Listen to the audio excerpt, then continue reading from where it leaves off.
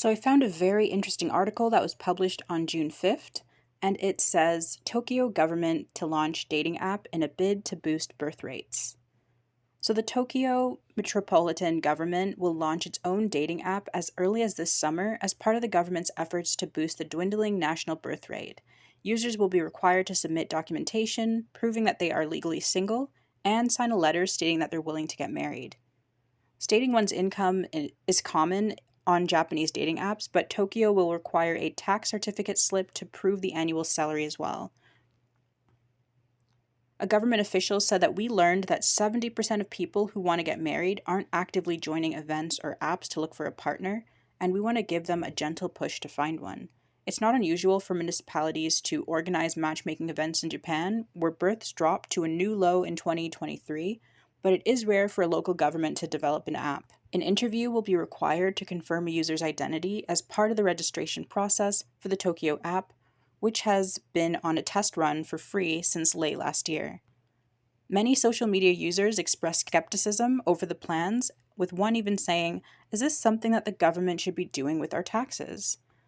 Others wrote that they are interested and they'd feel safer. Last year, Japan recorded more than twice as many deaths as new babies. Births fell for the 8th consecutive year to 758,631, a drop of 5.1%, preliminary government data showed. The number of deaths stood at 1.5 million plus. The nation is facing growing labor shortages, and the Prime Minister has promised policies including financial aid for families, easier childcare access, and more parental leave. And I think that that's something that really stands out right here. The nation is facing growing labor shortages. So this is not really an issue so much for the people as much as it's an issue for the billionaire class who run all of these companies. They're wondering who's going to replace all of these workers who are passing away due to old age or retiring.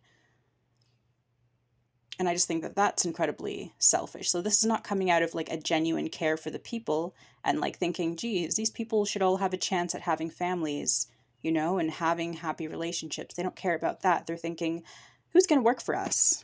So already, not coming from a genuine, caring, loving place as the government. But I actually did a little bit of research to like hear from Japanese people themselves why they aren't getting married or having children, like the younger people. And there were interviews that were like on TikTok and stuff, and they were expressing that the work-life balance there is really poor. A lot of Japanese people, they work very long hours, very extensive hours. So they just barely have time for themselves, never mind a family and children. And others mentioned that the salaries have hardly been raised over the years, which is a global issue. Salaries are staying the same as the cost of living goes up. People are saying Japan's getting more expensive.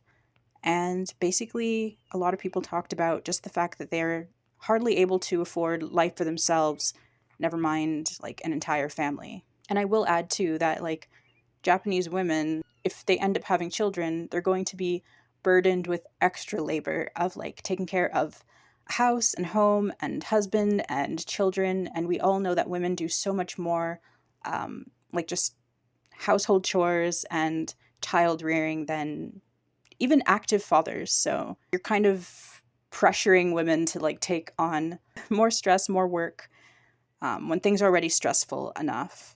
I don't think throwing a few $100 or a few $1,000s at couples is going to really make much of a difference. But yeah, I would love to know what you guys think. Do you think that that's going to solve the issue? Do you think just giving the Japanese people a gentle push towards each other on a dating app and throwing some money at them, do you think that's enough to save the declining birth rates? Let me know in the comments. Somehow I don't think this is it.